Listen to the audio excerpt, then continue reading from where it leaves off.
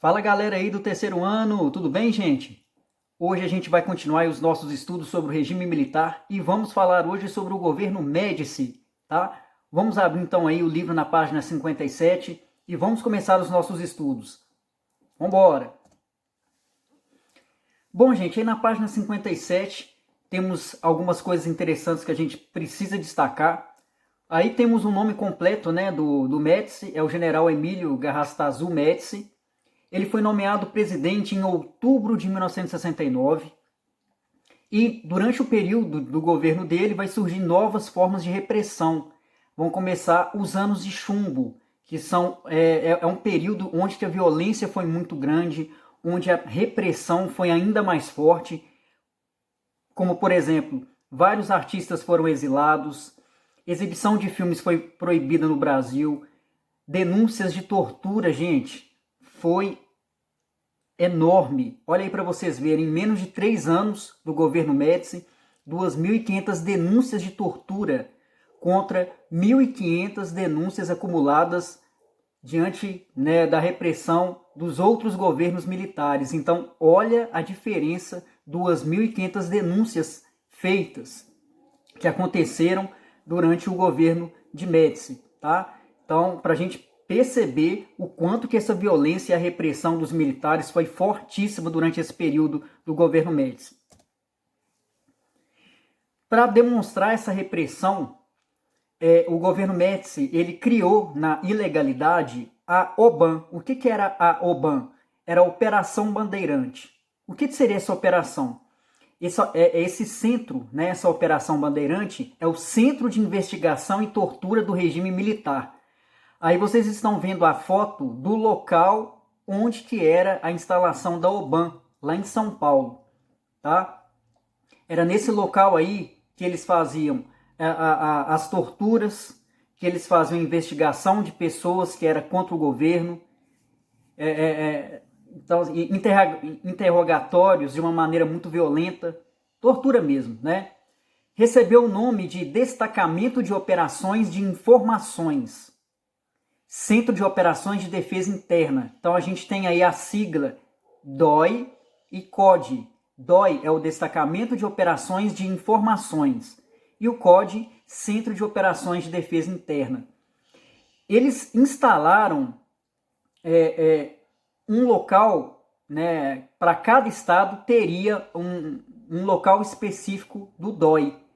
Por quê? Para que a vigilância fosse ainda mais completa no Brasil todo, para investigar pessoas que estivessem falando mal do governo. Então, esse centro, né, esses destacamentos de operações de informações estariam espalhados no Brasil todo para fazer investigações, para fazer levantamentos de pessoas, de artistas que estivessem falando mal do governo e, diante das situações, essas pessoas seriam levadas a esse centro de investigação e tortura para ser pressionado a parar de falar mal do governo. Tinha integrantes da Marinha, policiais, Exército, Aeronáutica e militares. Olha para vocês verem quem fazia parte dessa Operação Bandeirante, desse centro de investigação de tortura aí. Era integrantes da Marinha, policiais, Exército, Aeronáutica e militares. Então toda a força nacional que estava do lado aí do regime militar fazia essas investigações, apurava, buscava essas pessoas, muitas vezes ficavam na rua e quando visse alguém falando mal do governo, já levava já para a cadeia, já pressionava. Então foi um período de muita repressão. E aí surgiu também a Operação Condor, que foi uma aliança militar secreta entre os países da América do Sul, Argentina, Paraguai, Uruguai, Chile, Brasil, que junto com a CIA, junto com os Estados Unidos, eles vão começar a criar uma forma para acabar com todas aquelas pessoas, com todos os grupos que irem contra o governo. Então eles querem combater ainda mais os comunistas, que o comunismo, né, a ideia comunista, a ala da esquerda já estava crescendo de forma assustadora. E diante disso, aumentou a militância de esquerda no Brasil, onde essa esquerda vai buscar até uma luta armada enfrentar mesmo os militares armados, com uma guerra iminente e poderia estar acontecendo, e aconteceu, porque teve muitos grupos que mesmo diante da repressão lutaram, buscaram, muita gente morreu querendo tirar esses militares do poder, e a gente está vendo aí que a pressão foi tão grande que foi feita uma aliança com todos os países da América do Sul para impedir todas as pessoas que fossem contra o regime do Médici. E aí, ó, a gente tem aí os principais grupos guerrilheiros no Brasil. Esses guerrilheiros, gente, era a ala da esquerda, tá? Então aí nós temos aí o VPR, que é a Vanguarda Popular Revolucionária, VAR, Palmares, Vanguarda Armada Revolucionária, Palmares, ALN, Aliança Libertadora Nacional, MR8, Movimento Revolucionário 8 de Outubro, e nós temos também o PCdoB. Se vocês fazerem uma investigação aí, uma investigação e também até uma pesquisa em cima de cada um desses partidos aí, né, que surgiram, né, esses grupos que lutaram contra a repressão do regime militar, vocês vão notar que tem nomes muito famosos aí, tá? Tem nomes famosos aí que já passaram ou estão ainda na ala política do Brasil. Então dá uma pesquisada aí para vocês verem quem é que são os grandes representantes, né, que hoje fazem parte da política ou já passaram pela política. Vocês vão reconhecer alguns nomes aí, tá? Então é uma dica interessante que eu deixo para vocês. E aí na página 57 vai falar que a propaganda foi muito forte nesse período do regime militar. Aí a gente tem um slogan, né, que o governo usou na época: Brasil, ame-o ou deixe-o. A gente vai entender o contexto histórico, por que foi usado esse slogan, tá? Em 1970, 40% dos lares brasileiros tinham TVs. Então olha só, e aí o governo vai começar a espalhar essa propaganda aí, tá? A propaganda do regime militar começou a ser mais forte depois que o Brasil venceu a Copa de 70. Então, eles aproveitaram essa oportunidade para lançar, né, a propaganda dele. Não tinha aquela música, "Pra frente Brasil, salve a seleção". Então, quer dizer, até na musiquinha já passa essa ideia de propaganda do regime, tá, gente? Então, é interessante a gente notar isso aí. A censura era ainda maior, nada era exibido ou publicado a não ser que falasse bem do governo. Então a censura começou fortíssima na televisão, na imprensa, porque só poderia ser divulgado coisas que falassem bem do governo. E aí a gente está vendo o slogan "Brasil, ame-o ou deixe-o", porque aí o governo está deixando uma mensagem subliminar que ou você ama o seu país ou então você vai ser expulso do país. Porque aí está tendo um tom de ameaça. Brasil, ame-o, ou você ama o seu país, ou você vai deixar seu país na marra. É mais ou menos isso, tá? E aí nós teremos, durante esse período do regime, a gente vai ter o período de milagre econômico, de 1969 a 1973, onde a economia do Brasil vai subir, o PIB do Brasil na casa acima dos 10%, naquela época, hein, gente?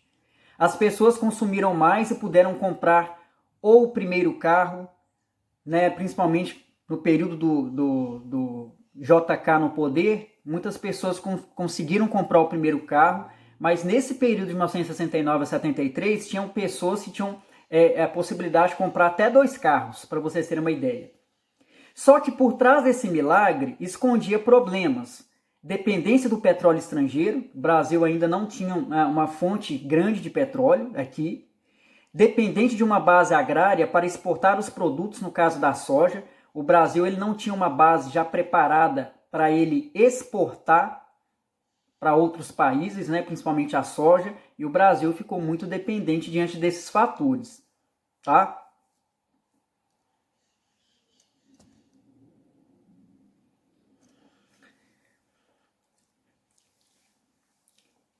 E aí, ó, o período do milagre econômico, né? Continuando aí, outros problemas que surgiram: má distribuição de renda, faltou uma política para reduzir a desigualdade, tá? Então a desigualdade aumentou muito. O consumo aumentou tanto que começou a faltar produção de produtos para abastecer supermercado, os produtos do dia a dia, e isso vai gerar uma pressão de inflação. Por quê?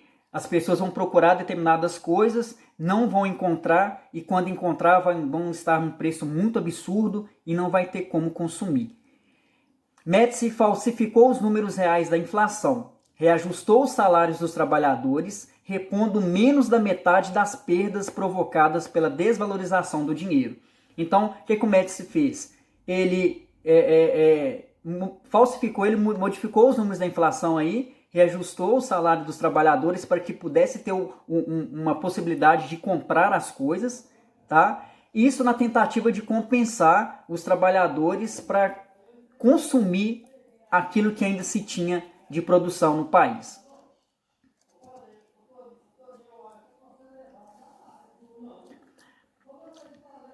Aqui a gente vai procurar entender o golpe final, tá? Que vai derrubar a economia brasileira, que é o choque do petróleo.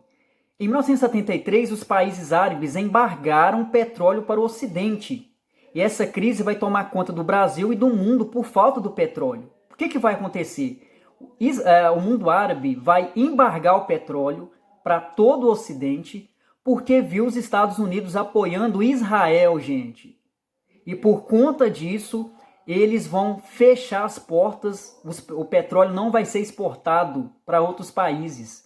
E aí, esse petróleo chegou na casa de ter 300% de aumento nessa demanda. E isso vai gerar um impacto muito grande, vai gerar um volume de capital enorme para comprar esse petróleo. E o Brasil não tinha esse dinheiro para isso. Se o Brasil não tinha, imagina outros países. Então, por conta que Estados Unidos começou a apoiar Israel, o mundo árabe vai fechar as portas do petróleo para o mundo. A taxa de juros da dívida externa do Brasil começou a ficar ainda mais alta, principalmente no fim do período desse milagre econômico brasileiro. E aí a gente vê até que ponto o petróleo ele é capaz de fazer no mundo. E aí eu deixo aí as atividades para vocês fazerem as questões de 1 a 4, da página 52 a 59, e que vocês criem um mapa mental do governo Ernesto Geisel, da página 58 a 60, tá bom? Qualquer dúvida que tiverem, entre em contato, gente. Muito obrigado, Deus ilumina a todos.